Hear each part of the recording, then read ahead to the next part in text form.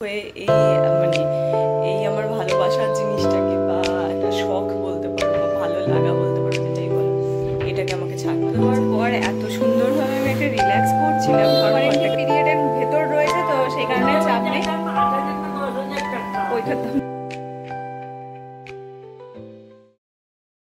Hello friends, good morning, welcome back to my channel with a new blog. আজ হচ্ছে শনিবার আর ঘড়ির কাঁটা এখন সকাল 8:30টার ঘরে।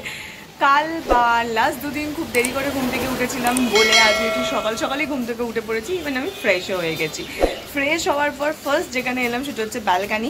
মনে হলো কালকে বৃষ্টি বৃষ্টি ওয়েদারের পর আজকে সকালের ওয়েদারটা কেমন আছে সেটা দেখবো বলে এসে দেখছি বাইরে ভরা রোদ।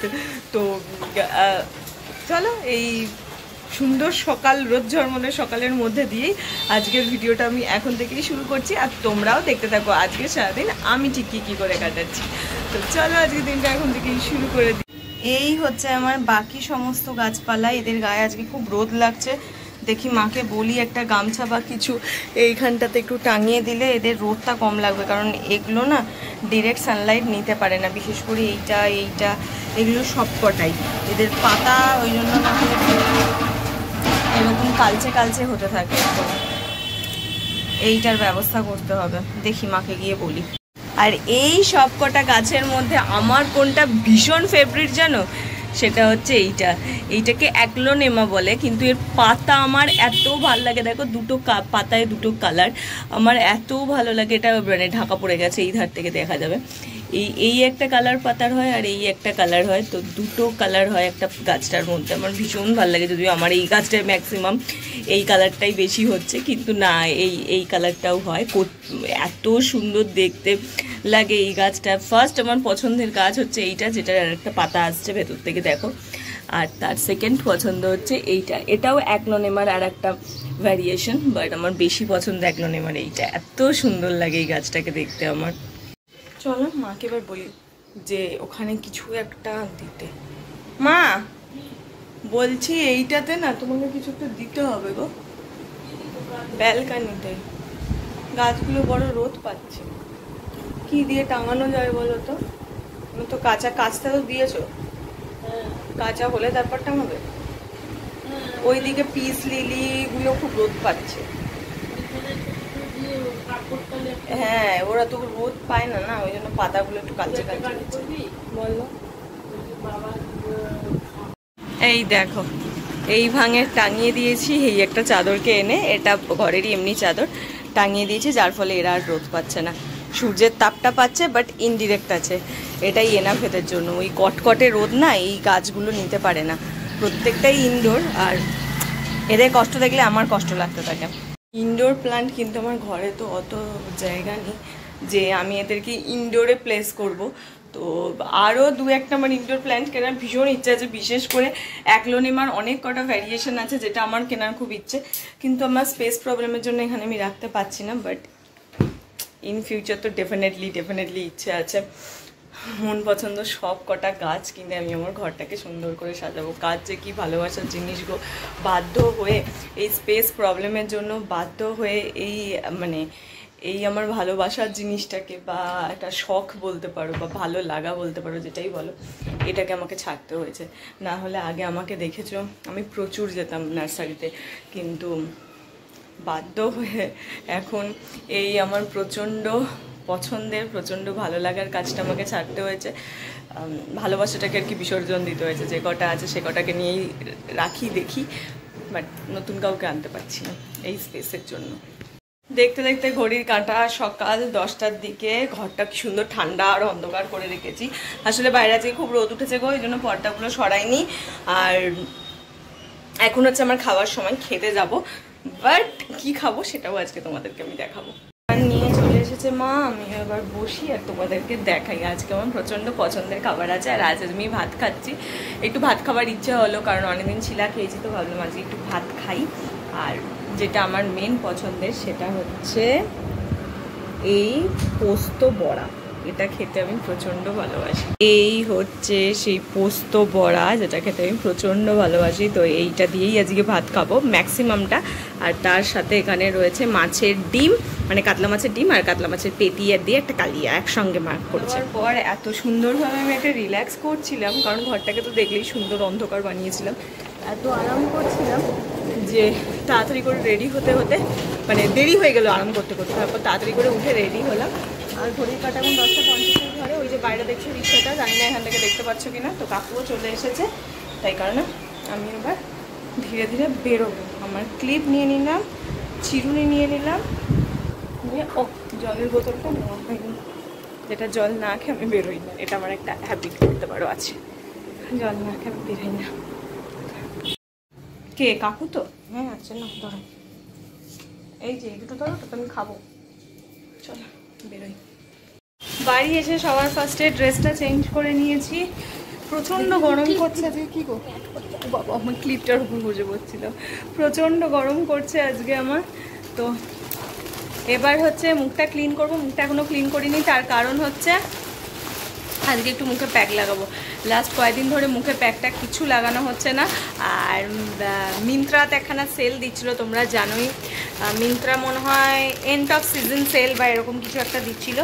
তো সেইটা থেকে আমি একটা না দুটো কিনে, মানে এথনিক ওয়্যার কিনেছি আর কি। আমার এথনিক ওয়্যার এখন খুব কম পড়েছে, নেই আর কি বলতে গেলে। ম্যাক্সিমামটাই যা কিনি ওয়েস্টার্ন কিনি, তো ওই কারণে এখন এথনিক একটা কিনলাম। তো ভীষণ ভালোই এসেছে, ঠিক মন পছন্দ এসেছে। কি কীরকম এসেছে আমি একটা চেষ্টা করছি শর্ট ভিডিও করার। তো শর্ট ভিডিওতেই ওটা আপলোড করবো, তোমরা তখন দেখতে পাবে। এখন করছি না, তার কারণে আর একটা আসবে, সেটা মনে হয় সোম মঙ্গলের মধ্যে চলে আসবে। তারপর ওটা শ্যুট করবো, দেন দুটোকে ইয়ে করে তখন পোস্ট করবো, তখন দেখতে পাবো। তো এটা তো বেশ ভালো এসছে, দেখা যাক নেক্সটটা কী আসে। আমি যাই, এটাকে তুমি এখন আলমারিতে তুলে দাও। একটুখানি মানে একটু অল্টারও করতে হবে, একটু বড় এসেছে, কিছু সেলাই টেলাই করতে হবে। গিয়ে একদম মুখে প্যাকটাকে লাগাই। আবার তুমি কান্নাকাটি কেন করছো মাম? আমার সমস্ত বোতল, জোয়ান, কৌটো,